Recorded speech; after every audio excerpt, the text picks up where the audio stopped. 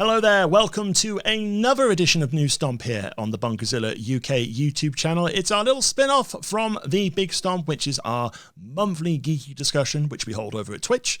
And yes, we're going to be talking all things Loki in this little video, because the very first episode has dropped on Disney Plus, and it has already been a runaway success. Because Deadline have reported, they highlighted how popular these Marvel shows have become. Because according to Samba TV, they have reported that Loki's first episode premiere drew over 890,000 US households. So we're not including international at the moment, but this is US households alone. 890,000 people watched this first episode, or watched the premiere in some degree. The first day viewer total of 890,000 US households watching from Loki beats both The Falcon and The Winter Soldier, and also WandaVision's totals. This doesn't surprise me. And yeah, and as you've previously just reviewed the first episode of Loki over on the Bunkazilla website, which you can go to at bunkazilla.co.uk. Yeah, I think it's really confirming what you were saying in the review. You're basically, Disney are embracing Marvel TV, and the fans are lapping it up.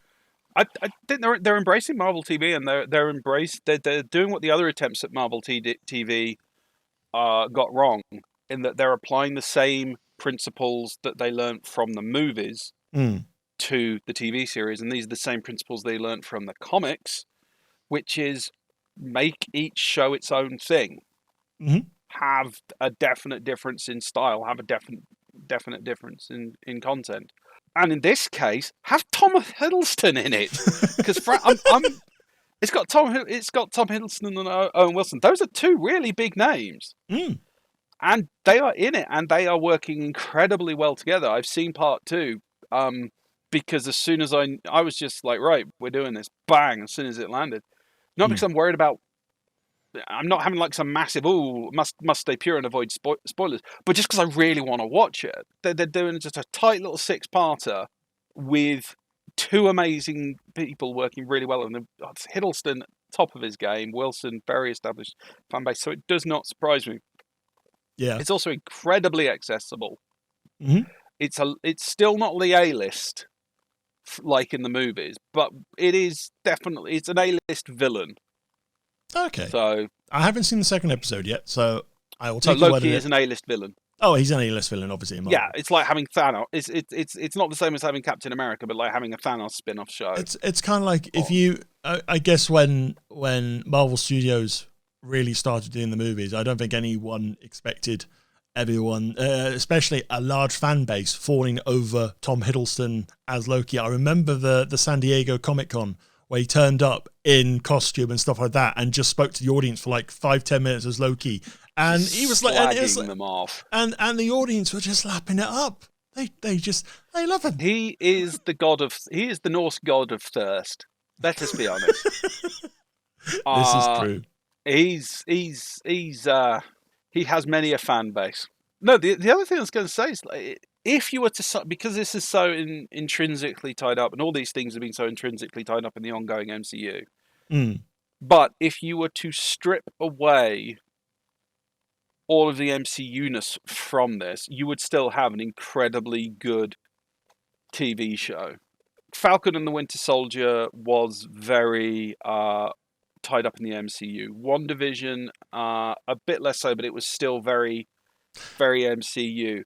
This is a lot of its own thing and moving a bit on, so it's a bit more accessible. Yeah, and people have also learnt to trust Marvel TV, because let's be honest, a lot of the others were really bad.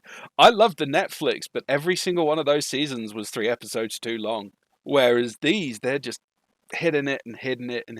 But yeah, you're very right. I mean, with the previous 2 shows, they are both transiently linked still with the MCU. Obviously, WandaVision, you've got Wanda still coming to the terms of the loss of Vision in Infinity War and Endgame, and obviously the aftermath of Endgame for Sam and Bucky in Falcon and the Winter Soldier.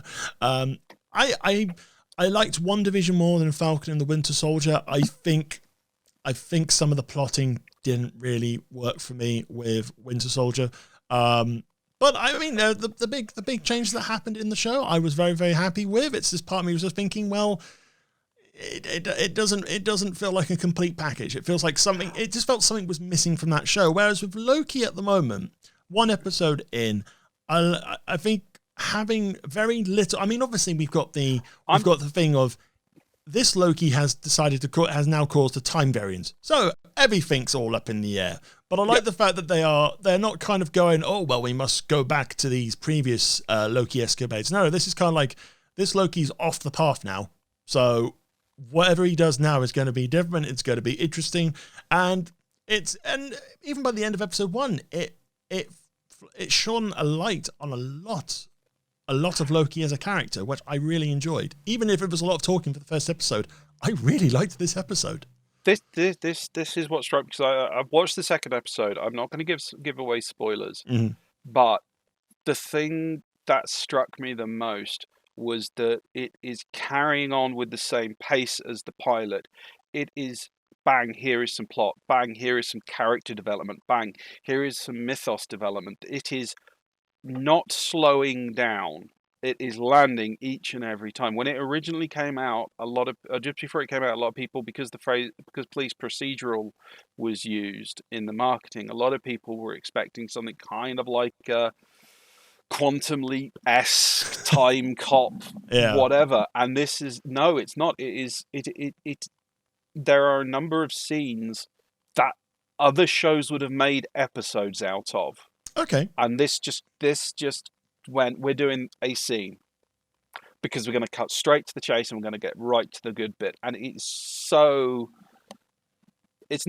overly packed. It's not overly speedy, but it is just very concentrated. Here is the good stuff. I enjoyed the hell out of WandaVision because it was smart, it was clever, it was psychologically interesting. I appreciated Falcon and the Winter Soldier because of what it was trying to do. I know that in a number of ways it handled it badly, but it was Marvel really trying to take on some very delicate socio-political commentary. Yep. And trying very hard. It did. It absolutely did. It really did try.